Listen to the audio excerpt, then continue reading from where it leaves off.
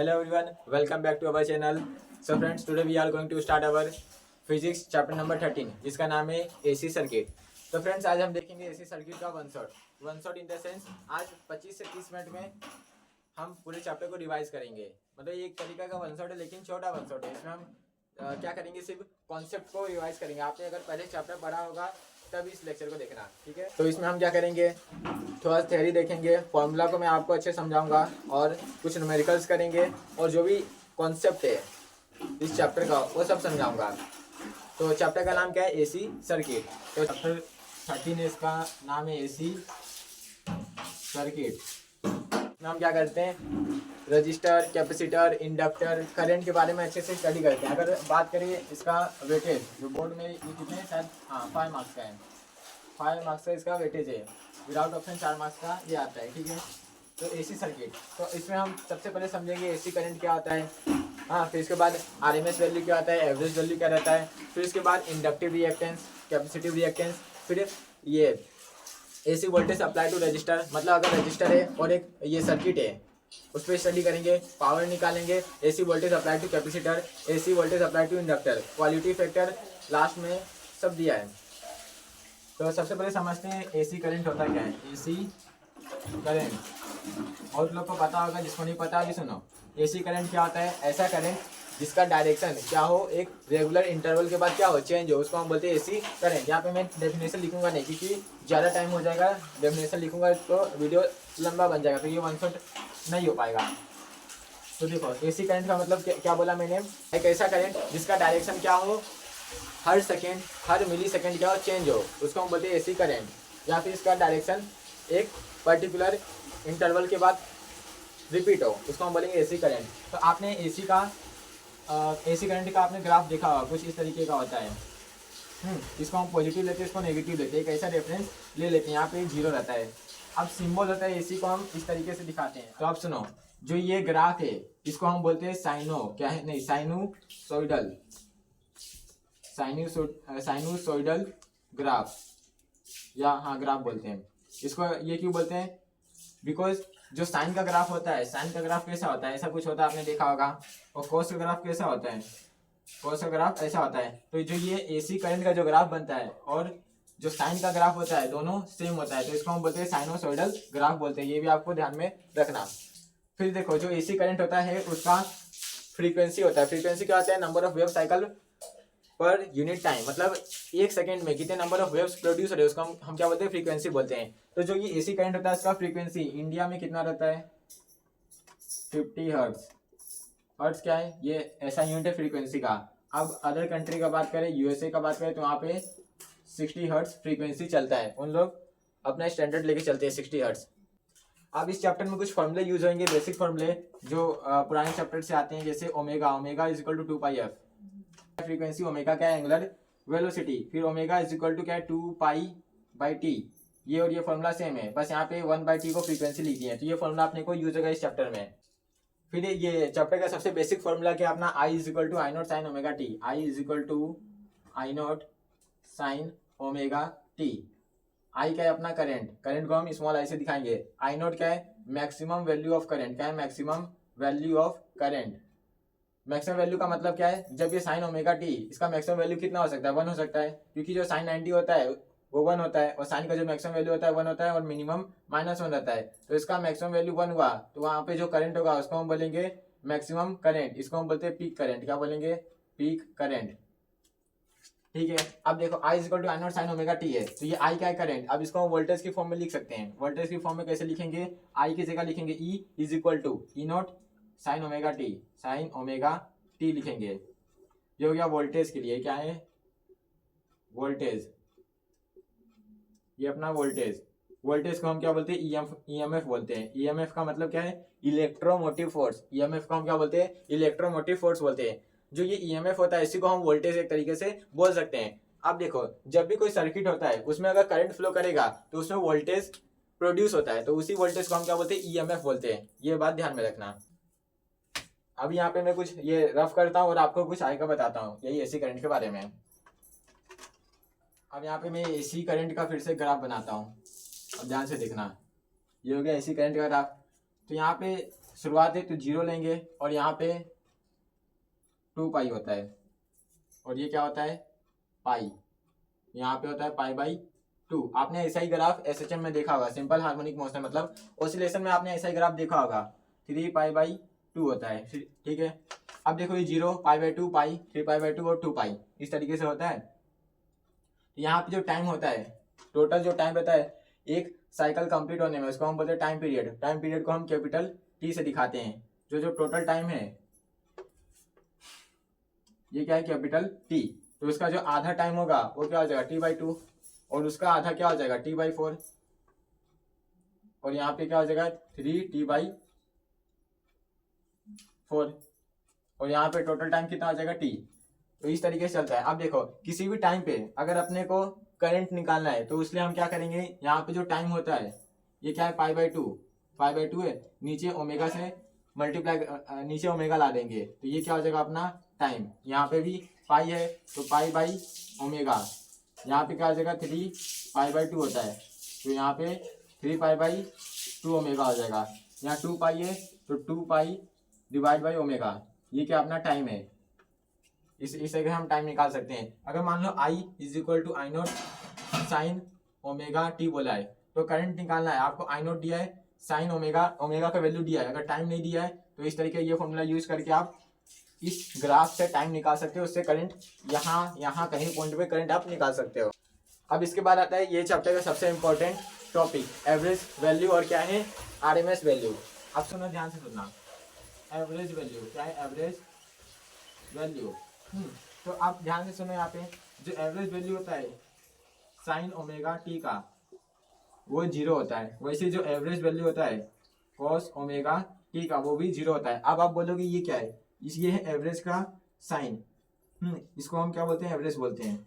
ये एक नया सिंबल है एवरेज का, यहाँ पे मान लो आई लिखा है, ई लिखा है, तो ये क्या है एवरेज को शो कर रहा है। तो average value of sine omega t cos omega T या फिर average value of sine 2 omega T, सबका जो एवरेज वैल्यू होता है वो 0 होता है। तो आप यहाँ पे देखो, तो यहाँ पे फुल साइकिल और हाफ साइकिल हम देखेंगे। फुल साइकिल में मतलब ग्राफ कैसा बनेगा इस तरीके से, तो ये पॉजिटिव ये नेगेटिव, तो जितना पॉजिटिव उतना नेगेटिव। तो यहाँ पे आई एवरेज जो करंट होगा वो 0 हो जाएगा। क्यों यहाँ पे एवरेज करंट 0 होगा, बिकॉज यहाँ पे जितना ये पॉजिटिव है उतना नेगेटिव है, तो ये 0 हो गया फुल साइकिल के लिए। लेकिन अगर हाफ साइकिल के ऊपर बात करेंगे, हाफ साइकिल का यहाँ पे ग्राफ कैसा होगा, ये रहा हाफ साइकिल ग्राफ, ये होगा पॉजिटिव। तो यहाँ पे जो हाफ साइकिल है उसका जो ग्राफ है यहाँ पॉजिटिव है, नेगेटिव रहता तो 0 हो जाता। तो यहाँ पे जो हाफ साइकिल है उसके लिए एवरेज वैल्यू क्या है अलग आएगा, कुछ आएगा अभी मैं आपको ड्राइव करता हूँ। उसके पहले यहाँ पे देखो जो एवरेज वैल्यू होता है फॉर हाफ साइकिल के लिए, जो एवरेज वैल्यू होता है साइन ओमेगा टी का वो क्या होता है 2/पाई, इसको ध्यान में रखना, 2 डिवाइड बाय पाई, इसी को हम बोलते हैं 0.637। अब यहाँ पे देखो हाफ साइकिल के लिए मतलब average value of I for half cycle is equal to I0 sine omega t, because I = I0 sine omega t. तो I0 क्या कांस्टेंट है बाहर आ जाएगा, फिर एवरेज वैल्यू ऑफ क्या है साइन ओमेगा टी। तो average value of sine omega T for half cycle क्या होता है 2 डिवाइड बाय पाई, तो I0 इंटू क्या है 2 divide by pi is equal to क्या है 2 divide by pi I0। I hope आपको दिख रहा होगा। तो इसका वैल्यू क्या है 0.637 I0। तो I average for half cycle is equal to 0.637 I0 होता है, इसको हम 2/पाई I0 बोल सकते हैं। तो ये हो गया अपना एवरेज वैल्यू। अब इसी तरीके से होता है अपना RMS वैल्यू। अब RMS वैल्यू के ध्यान से देखते हैं। RMS वैल्यू क्या है, RMS वैल्यू, अब मैं यहाँ पे इतना लिखूंगा नहीं। RMS, R का मतलब होता है रूट, M का मतलब मीन और S का मतलब क्या होता है स्क्वायर, यानी रूट मीन स्क्वायर वैल्यू। आपने ऐसा ही रूट मीन स्क्वायर स्पीड देखा होगा कहाँ, KTG में, मतलब kinetic theory of gases and radiation में, चैप्टर नंबर 3 में। यहाँ पे क्या है करंट के बारे में RMS वैल्यू निकालना है। RMS वैल्यू, तो RMS value root mean square, तो सबसे पहले हम स्क्वायर करेंगे इसका करंट का I स्क्वायर, फिर मीन का सिंबल ये हो गया, फिर इसको हम रूट में ले लेंगे, तो क्या रूट मीन स्क्वायर वैल्यू। इसका वैल्यू क्या होगा अभी हम डिराइव करते हैं फटाक से। तो देखो I स्क्वायर का मतलब क्या हो जाएगा I0 स्क्वायर साइन का स्क्वायर ओमेगा टी, इस तरीके से। इसको हम कैसा लिख सकते हैं, I0 बाहर आ जाएगा, ये रूट में रहेगा, I0 क्या कांस्टेंट बाहर आ जाएगा, फिर साइन स्क्वायर ओमेगा टी इसका average value. Sign square omega T का एवरेज वैल्यू आपको पता होना चाहिए कितना होता है, हाफ होता है। ये अभी मैं आपको बता रहा हूँ तो ध्यान में रखना, ये क्या होता है, हाफ होता है। तो is equal to under root में क्या है, आई नोट का स्क्वायर इंटू क्या है, हाफ। तो ये हो जाएगा अपना I nought divide by root 2। तो यही है अपना R M S value, I is equal to I note by root 2। यहाँ पे आई से अच्छा मैं यहाँ पे आई आर एम एस लिखता हूँ, I R M S is equal to I note by root 2। यही होता है अपना आर एम एस वैल्यू, क्या है, I note by root 2। I naught क्या है, मैक्सिमम वैल्यू ऑफ करंट, इसको बोलते हैं पीक वैल्यू, या फिर इसको 0.707 आई नोट रूट में दिया है। 1/√2 का वैल्यू 0.707 होता है। तो आई होप आपको एवरेज वैल्यू और आर एम एस वैल्यू समझ गया होगा। तो ये सब कुछ टॉपिक्स छोटे छोटे। अब इसके बाद हम चलेंगे सर्किट एनालिसिस। सर्किट एनालिसिस में हम क्या करेंगे, 3 सर्किट है, 3 नहीं 4 सर्किट है। सबसे पहले क्या है, रजिस्टर लगाएंगे, इंडक्टर लगाएंगे, कैपेसिटर लगाएंगे, फिर इसके बाद तीनों को एक साथ लगाएंगे, इसके बाद स्टडी करेंगे। तो टोटल अभी 4 टॉपिक और बाकी है अच्छे से टॉपिक। और उसके बाद थ्योरी है, थ्योरी आपको मैं उतना अच्छे से नहीं बताऊंगा, आप थ्योरी रीड कर सकते हो।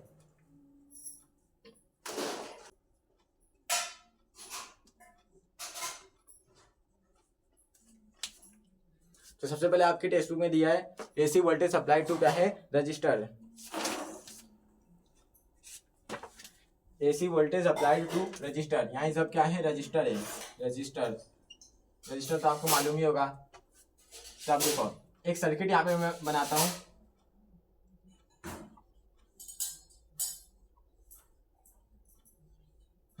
ये सर्किट है अपना, ये क्या है, रजिस्टर आर, क्या है, रजिस्टर आर। और ये क्या है अपना एसी सोर्स, यहाँ से अपने को करंट, यहाँ से करंट फ्लो करेगा। ये क्या अपना एसी सोर्स है। यहाँ पे क्या है, सिर्फ रेजिस्टेंस लगा है, तो इसको हम बोलते हैं प्योरली रेजिस्टिव सर्किट। यहाँ पे ओनली क्या रेजिस्टेंस है, इसलिए इसको हम बोलते हैं प्योरली रेजिस्टिव सर्किट। अगर यहाँ पे कैपेसिटर लगाया था, इसको बोलते हैं प्योरली कैपेसिटिव सर्किट। तो इसको हम बोले प्योरली रेजिस्टिव सर्किट। अब देखो यहाँ पे जो करंट होगा, मान लो इस तरीके से करंट फ्लो हो रहा है। यहाँ पे जो current I is equal to क्या आ जाएगा, I note sine omega t. Formula इसमें आता है। दूसरा E is equal to E note sine omega t. And then इसके बाद इन दोनों का रिलेशन आता है, I और E का रिलेशन। तो क्या आता है, I naught is equal to E naught divide by R. R क्या है, रेजिस्टेंस, आर है अपना रेजिस्टेंस। फिर इसके बाद आई आर एम एस, क्या है, I R M S is equal to E R M S divide by R. फिर इसमें ही एक और फॉर्मूला यूज होता है, तो पावर का मैं आपको बताता हूँ। उसके पहले यहाँ पे सुनो, अगर कुछ भी वैल्यू, अगर सिर्फ वोल्ट लिखा है, मतलब कोई क्वेश्चन में आपको सिर्फ ईएमएफ लिखा है, तो वो आप समझना कि वो आरएमएस वैल्यू दिया है। अगर सिर्फ वोल्ट लिखा है तो मतलब आरएमएस वैल्यू दिया है। करंट में भी अगर सिर्फ करंट लिखा है तो समझ जाना आई आरएमएस दिया है, आई नोट उसको मत लेना। अब यहाँ पे देखो, जो आई में भी क्या साइन आ रहा है, ई में भी साइन आ रहा है। इसका मतलब जो यहाँ पे आई और ई क्या है, सेम फेज में चलते हैं। सेम फेज में चलने का मतलब अगर ऐसा ग्राफ बनाएंगे आई और ई का, तो ऐसे ये हो जाएगा, आई मान लो और ये क्या है, ई। तो मतलब जब आई मैक्सिमम है तो ई मैक्सिमम है, जब आई 0 है तो ई 0 रहेगा। ये फॉर्मूले से अपने को पता चल रहा है। ऐसे हम फेजर डायग्राम बना सकते हैं। फेजर डायग्राम कहता है वेक्टर डायग्राम रहता है, इसमें जो एंगल रहता है वो ओमेगा टी रहता है। अब यहाँ पे देखो, अगर ये सर्किट में करंट फ्लो होगा, इसका मतलब पावर प्रोड्यूस होगा। तो इसका जो भी पावर होता है वो क्या होता है, E into I. Power is equal to E into I, where E क्या है, ईएमएफ, I क्या है, करंट। तो E का वैल्यू अगर यहाँ पे रखेंगे E note sine omega t, I का रखेंगे I note sine omega t, तो power is equal to E note I note sine square omega t, sine square omega t. ये फॉर्मूला बनेगा। ये हो गया पावर का। लेकिन अगर अपने को एवरेज पावर निकालना है पूरे सर्किट का, तो उसके लिए हम क्या करेंगे, जो साइन स्क्वायर ओमेगा टी है इसका हम वैल्यू रखेंगे, एवरेज वैल्यू क्या है, हाफ होता है। अभी मैं आपको बता दूं कुछ टाइम पहले। तो P average A B is equal to क्या हो जाएगा, E I R M S into क्या है, आई आर एम एस। तो एवरेज पावर ई आई होता है, लेकिन ई आर एम एस होता है और आई आर एम एस होता है, ये ध्यान में रखना। तो ये हो गया जब सर्किट में क्या है, रजिस्टर लगाए, मतलब प्योरली रजिस्टिव सर्किट। इसके बाद हम देखते हैं जब सर्किट में इंडक्टर लगाए तो उसमें फॉर्मूला क्या क्या होगा।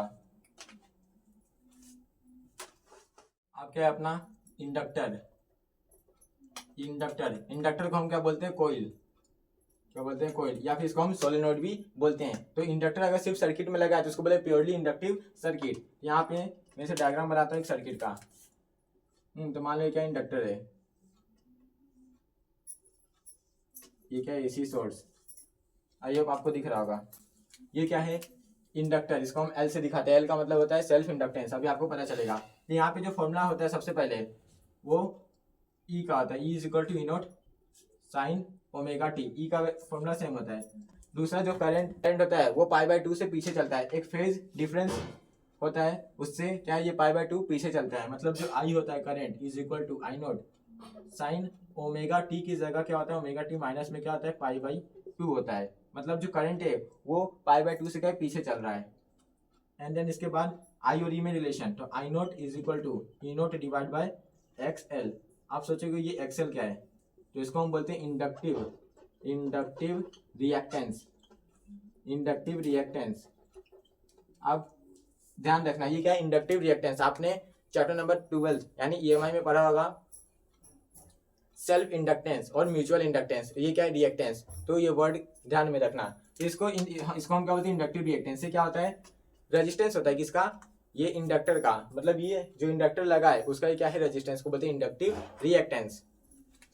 तो जो एक्सेल होता है उसका फॉर्मूला होता है, ये होता है L omega, XL is equal to L omega, where L is self inductance, omega पता है एंगुलर वेलोसिटी। एंड देन इसके बाद इसका हम आरएमएस वैल्यू निकाल सकते हैं, I R M S is equal to E R M S divide by X L हो जाएगा। इसके बाद क्या है, power is equal to E into I होता है।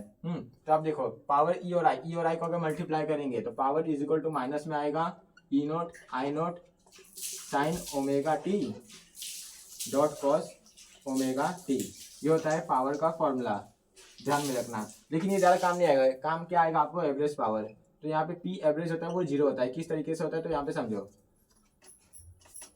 एवरेज पावर क्या है, 0। अब इसमें आओ तो ये देखो मैंने आपको अभी कुछ टाइम पहले स्टार्टिंग में बताया जो साइन ओमेगा टी या फिर कॉस ओमेगा टी, इसका जो एवरेज वैल्यू होता है 0 होता है। यहाँ पे वैल्यू 0 रखो, देखो पावर 0 हो जाएगा, तो ये हो जाएगा अपना एवरेज पावर। तो अगर आप ध्यान में रखना जो एवरेज पावर होता है प्योरली इंडक्टिव सर्किट में वो 0 होता है। अब देखो जो ये फेज एंगल है, अब इसका मतलब समझो, जो यहाँ करंट होता है वो पाई बाय 2 से पीछे चलता है। मतलब आपको मान लो कि E is equal to E note sine omega t plus में क्या है 30 डिग्री लिखा है, तो आई क्या हो जाएगा, I is equal to I note sine omega t. अब जो ई से ये पाई बाय 2 पीछे चलेगा, मतलब 90 डिग्री पीछे चलेगा, मतलब ये 30 में से माइनस करेंगे 90 आ जाएगा माइनस 60 डिग्री। तो इसका मतलब यही होता है। ये कब होगा, जब प्योरली इंडक्टिव सर्किट होगा, मतलब जब सर्किट में इंडक्टर लगा होगा तब। अब इसके बाद हम देखते हैं प्योरली कैपेसिटिव सर्किट, यानी कैसे सर्किट इसमें क्या है, सिर्फ कैपेसिटर लगा है तो उसमें क्या क्या होगा। प्योरली कैपेसिटिव सर्किट, या फिर मैं सिर्फ लिखता हूँ यहाँ पे कैपेसिटर। कैपेसिटर आपने चैप्टर नंबर 8 में पढ़ा होगा अच्छे से। तो अब यहाँ पे देखो अगर सिर्फ कैपेसिटर है तो यहाँ पे सर्किट डायग्राम में से कैसा होगा, कैपेसिटर है तो इसको हम ऐसा, ये क्या है अपना कैपेसिटर, आई होप आपको दिख रहा होगा। ये क्या अपना एसी सोर्स, ये अपना कैपेसिटर, तो ये क्या अपना एसी सोर्स। मान लो यहाँ से करंट आई फ्लो कर रहा है, तो इसमें जो आई होता है करंट होता है वो पाई बाय 2 आगे चलता है, किससे, ई से। यहाँ पे ई देखो सब में सेम है, E is equal to E note sine omega t. ये क्या सब में सेम है, चेंज हो रहा है करंट, किसी में पाई बाय 2 पीछे चलता है, किसी में पाई बाय 2 आगे चलता है। I is equal to I note sine omega t plus में पाई बाय 2, मतलब पाई बाय 2 आगे चलेगा। फिर इन दोनों में रिलेशन देखेंगे तो I naught is equal to E naught divide by X C आ जाएगा। अब बोलोगे ये एक्स सी है क्या, इसको हम बोलते हैं कैपेसिटिव रिएक्टेंस। तो ये भी सेम वैसा ही है, जो कैपेसिटर है उसका कुछ रेजिस्टेंस होगा, जो कैपेसिटर है उसका कुछ क्या होगा, रेजिस्टेंस होगा, तो उसको हम बोलते हैं कैपेसिटिव रिएक्टेंस। जो एक्सी होता है उसका फॉर्मूला होता है, ध्यान में रखना, 1 डिवाइड बाय ओमेगा सी। इसी के ऊपर बहुत सारे आपको न्यूमेरिकल दिखेंगे, XC is equal to 1 divide by omega C. तो इसके बाद पावर का फॉर्मूला हम देख सकते हैं, तो power is equal to E into I, basic formula. E का वैल्यू आई का वैल्यू यहाँ पे रखेंगे तो power is equal to minus नहीं होगा, इसमें प्लस होगा, प्लस में E note I note sine omega t cos omega t हो जाएगा। अगर बात करेंगे एवरेज पावर का किसमें, कैपेसिटर में, तो वो भी क्या होता है, 0 होता है, बिकॉज साइन ओमेगा टी का जो वैल्यू या फिर कॉस ओमेगा टी का जो एवरेज वैल्यू होता है वो 0 होता है। तो यहाँ पे भी जो एवरेज वैल्यू होता है वो 0 होता है, मतलब एवरेज जो पावर होता है प्योरली कैपेसिटिव सर्किट में वो क्या आता है, 0 होता है। अब ये अपना 3 सर्किट हुआ। सबसे पहले रजिस्टर देखे, फिर इंडक्टर देखे, इसके बाद कैपेसिटर देखे। अब सबसे इंपॉर्टेंट ये चैप्टर का टॉपिक क्या है, सीरीज एलसीआर सर्किट। मतलब जो तीनों अभी सेपरेट हम पढ़े, अब इसको एक साथ कंबाइन करके समझते हैं। एलसीआर इसको बोलते हैं, एलसीआर सर्किट।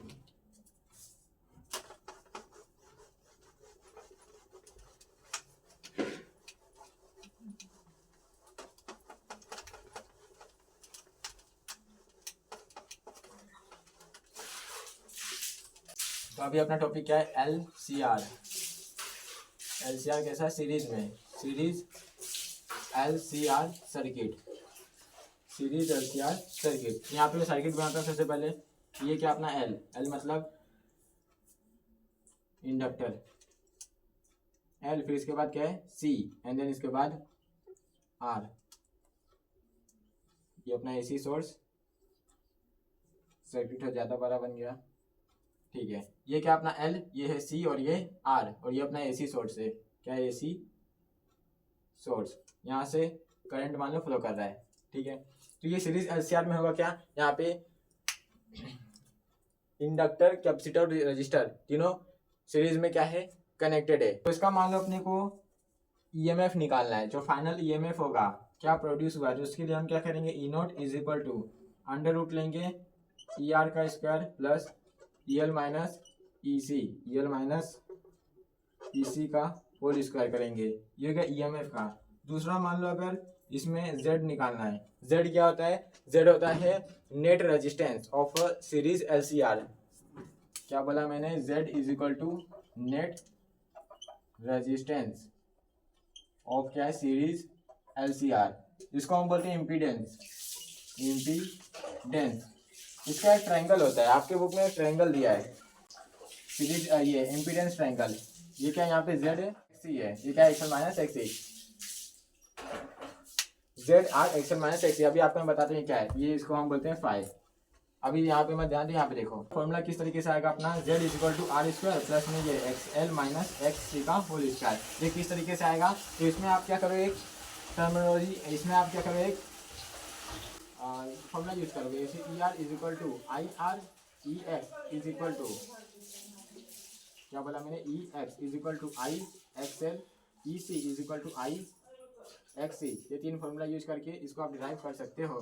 डायरेक्ट ये फॉर्मूला याद रखो, Z equal to under root में आर का square plus XL minus XC का होल स्क्वायर। अब देखो जो यहाँ पे आई, ये क्या अपना रेजिस्टेंस, और ये क्या है ईएमएफ, और आई और ई में क्या है यहाँ पे रिलेशन होता है, I naught is equal to E naught by Z होता है। ये सीरीज एलसीआर में ही सिर्फ लगाना है। अगर एलसीआर सर्किट दिया है तभी ये फॉर्मूला लगाना है। यहाँ पे नीचे क्या डिवाइड बाई जेड होता है, ठीक है। ये जेड का वैल्यू आप यहाँ से निकाल सकते हो, ये फॉर्मूला से। आरएमएस वैल्यू भी इस तरीके से निकाल सकते हैं, I R M S is equal to E R M S divide by Z हो जाएगा। फिर देखो जो ये होता है, ये फाइव इसको हम बोलते हैं फेज एंगल, यानी ये रेजिस्टेंस से ये कितना आगे चल रहा है। तो फेज एंगल यहाँ पे 10 फाई होता है, 10 phi is equal to X L minus में X C divide by R. ये फॉर्मूला होता है 10 phi is equal to X L minus X C by R. अब यहाँ पे जो फाई होता है इसको हम बोलते हैं फेज एंगल। और अगर इस सर्किट में पावर की बात करेंगे हम, यहाँ पे तो हमें रफ करना होगा।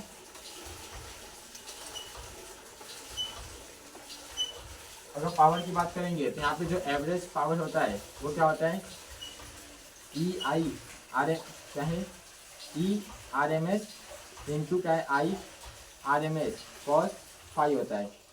तो ये जो पी एवरेज होता है इसको बोलते हैं ट्रू वैल्यू, इसी को हम बोलते हैं ट्रू वैल्यू, और इसको हम बोलते हैं एपरेंट पावर। और जो ये कॉस फाई होता है इसको बोलते हैं पावर फैक्टर, इसको हम बोलते हैं पावर फैक्टर। जो कॉस फाई होता है इसका ये फॉर्मूला होता है, cos phi is equal to क्या होता है, आर बाई जेड। आर क्या है रेजिस्टेंस, और जेड क्या है टोटल या फिर net resistance of series LCR.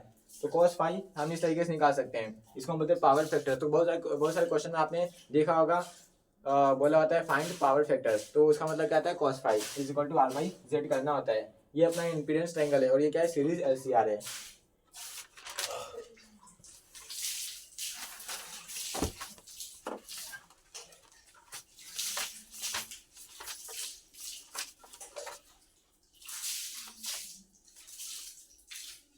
फिर इसके बाद लास्ट में आपके चैप्टर में क्या दिया है, रेजोनेंस के बारे में दिया है, electric resonance and quality factor, और क्या है कॉक कॉइल। ये 3 टॉपिक थ्योरेटिकल है, आप इसको रीड कर सकते हो। तो आई होप आपको ये वन शॉट काम का लगा होगा। तो फ्रेंड्स मिलते हैं अगले लेक्चर में।